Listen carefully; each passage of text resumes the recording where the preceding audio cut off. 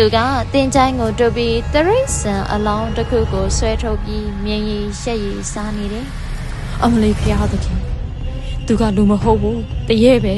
မင်္ဂလာပါရှင် Erin Story Channel မှာပြန်လည်ကြိုဆိုပါရစေဒီနေ့လည်းဘယ်လိုစိတ်ဝင်စားစရာကောင်းတဲ့ရိုးရာပုံမြင်လေးတွေကိုတင်ဆက်ပေးသွားအောင်လဲဆိုတာအဆုံးထိကြည့်သွားကြမယ်နော် Channel လေးကိုလည်း Like and Subscribe လုပ်ထားပေးဖို့မမေ့ပါနဲ့နော်တခါတော့ကရွာတရွာမှာမင်းဆိုတဲ့လေသမားတူရှိတယ်သူဟာအောင်မြင်တဲ့လေသမားတူဖြစ်ပြီးတော့လှပတဲ့အမျိုးသမီးတူဖြစ်တဲ့မေပြုံးနဲ့လည်းခန်းခန်းနာနာလက်ထပ်ထားခဲ့တယ်လှပတဲ့ဇနီးရရှိတဲ့အတွက်မင်းကအလွန်ပျော်ရွှင်နေတော့တာပေါ့လက်ထပ်ပြီး2ရက်ကြာတဲ့အချိန်မင်းဟာမေပြုံးနဲ့အတူထမင်းစားနေခဲ့တယ်အတူတူထမင်းစားတဲ့အချိန်မေပြုံးထမင်းစားတာကိုကြည့်ပြီးမင်းဟာအယံအော်တင်သွားခဲ့တယ်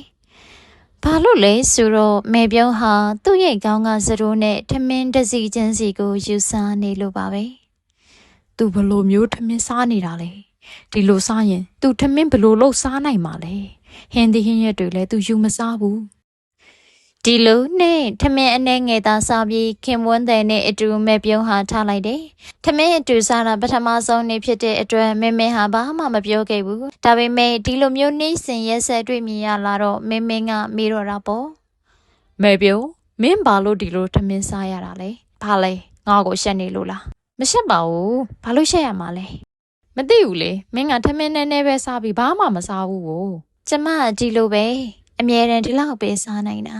ဒီလိုစားရင်မင်းနေမကောင်းဖြစ်မှာပေါ့မဟုတ်ဘူးလားမဟုတ်ပါဘူးမစိုးရိမ်ပါနဲ့ကျမအကျွဲတိထက်ပိုစားလို့မရဘူးမင်းဟာအလွန်ထူးဆန်းနေတယ်သူစိတ်ထဲမှာမေပြုံးဟာတေချာပေါက်တစ်ခုခုကိုလှုပ်ဝက်ပြီးစားနေတယ်လို့သူတွေးနေတယ်ဘာစားသလဲဘယ်တော့စားသလဲ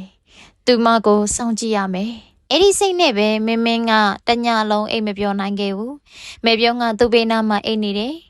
ဒါပေမဲ့သူဟိုဘက်လှဲလိုက်တဲ့အချိန်မှာပဲရုတ်တရက်မေပြုံးဟာသူအိတ်နေပြီးအထင်နဲ့တိတ်တဆိတ်ထားတာကိုသူသိလိုက်တယ်ဟမ်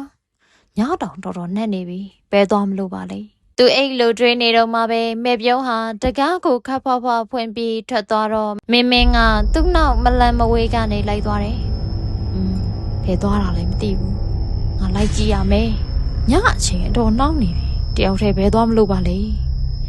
အတော်ဝေးဝေးသွားပြီးတဲ့နောက်မေပြုံးကဂူသွန်းတင်းချိုင်းတစ်ခုကိုရောက်ရှိသွားပြီးတရိတ်ဆန်တွေမြုပ်နှံထားတဲ့နေရာကိုရောက်ရှိသွားတယ်။သူကြည့်နေရင်လည်းအလွန်အန်နေများလာတာကိုသူခံစားနေရတယ်။သူကတင်းချိုင်းကိုတုပ်ပြီးတရိတ်ဆန်အလောင်းတစ်ခုကိုဆွဲထုတ်ပြီးမြင်ရည်ရှက်ရည်စားနေတယ်။အမလေးဖျားသခင်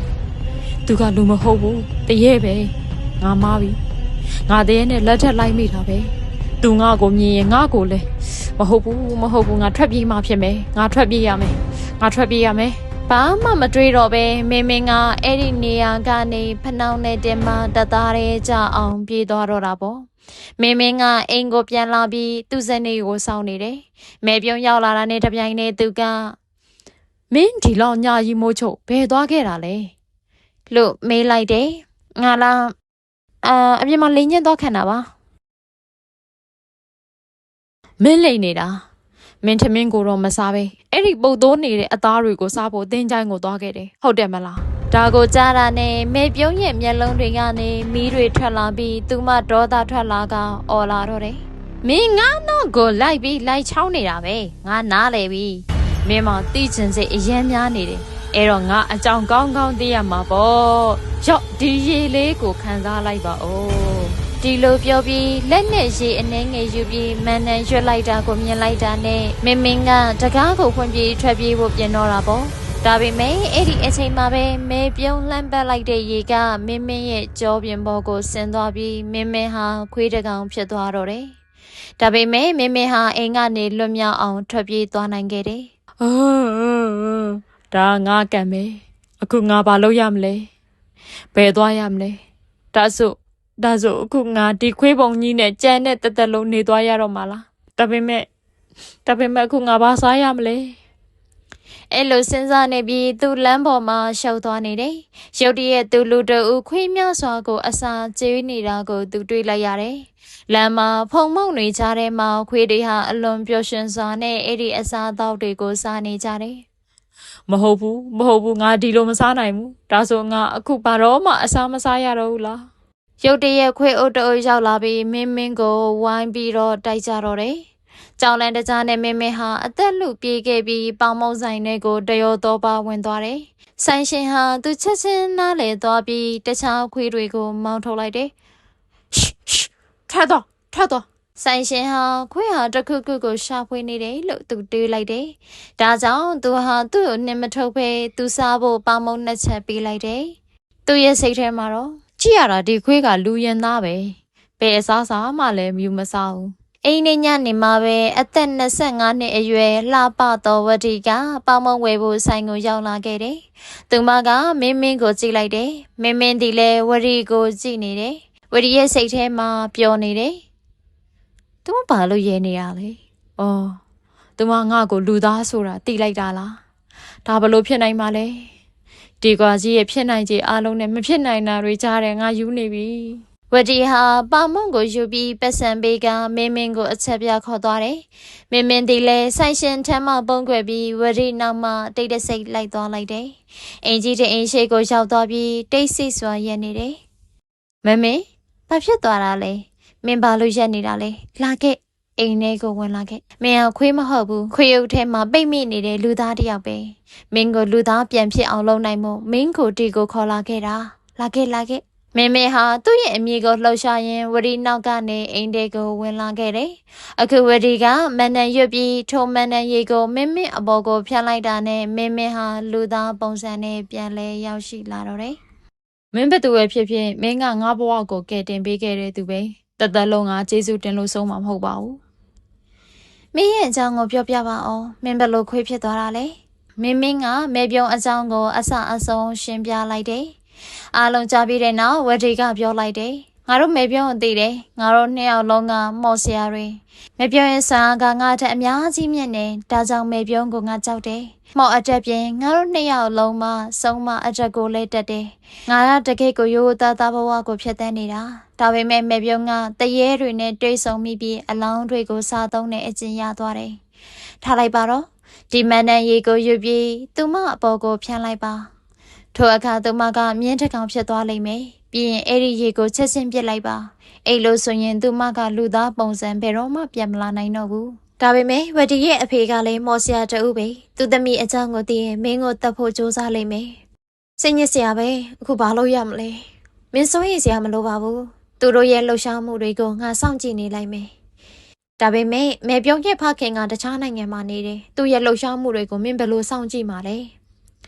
ငါတို့အတွက်တော့အရာအလုံးကဖြစ်နိုင်နေတတိထားပါဟုတ်လားမင်းကဝတီပေးလိုက်တဲ့မန်နန်ရီကိုယူပြီးသူ့အိမ်ကိုပြန်သွားတယ်သူ့အိမ်ရောက်တာနဲ့မဲပြုံးကသူ့ကိုမြင်ပြီးအလွန်ကြောက်လန့်သွားတယ်ဒါပါလေမင်းမလို့လူသားပြန်ဖြစ်သွားတာလေဘာလဲမော်ဒက်ကမင်းတယောက်သေးပဲတက်တယ်ထင်လို့လားမင်းလက်ထက်အရေးရပါရေးလဲပြစ်လိုက်ဟိုဘက်ကိုပြစ်လိုက်ပါပြစ်လိုက်အဲ့ဒီနောက်မဲပြုံးကမင်းစီကိုချန်ကက်လာတာနဲ့တပြိုင်တည်းမင်းကရေအနေငယ်ယူကမဲပြုံးအပေါ်ကိုဖြန်းလိုက်တယ်ချက်ချင်းမဲပြုံးဟာမြင်းဖြူတကောင်အဖြစ်ကိုပြောင်းလဲသွားပြီးမင်းဟာအဲ့ဒီမန်နန်ရီကိုမြေကြီးဘုတ်ကိုတွန်းချလိုက်တယ်ဘယ်ကဲပါဦးဖခင်သခင်ငါ့ကိုကဲပါဦးထို့နောက်ကျိုးနဲ့ထိုမြင်းကိုချီနှောင်ကအိမ်အပြင်ဘက်မှာချီနှောင်ထားခဲ့တယ်မဲပြုံးငါသမီးမငုံနဲ့ဘယ်သူကဒီလိုတက်တိရှိပြီးမင်းကိုမြင်းဖြစ်အောင်လုပ်လိုက်တာလဲ။အော်လက်စတတ်တော့ငါတမတ်ပဲ။ငါတမတ်ကမင်းကိုဒီလိုဖြစ်အောင်လုပ်လိုက်တာပဲ။ဝယ်ဒီ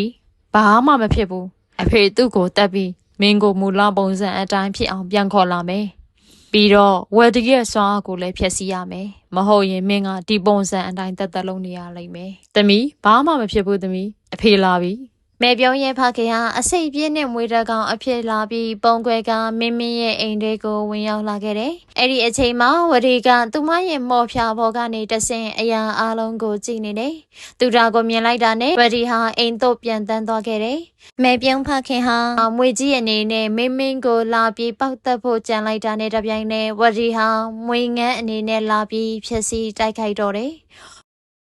ဝရီရဲ့အော်ဟစ်တန်ကြောင့်မင်းဟာအိယာကနေနိုးလာခဲ့တယ်။အိယာပြီးမှမွေငန်းတကောင်ကိုမြင်လိုက်ပြီးကြောက်လန့်တကြားသူထထိုင်လိုက်တယ်။အိုးဖေရသခင်မကြောက်ပါနဲ့ငါဝတီပါ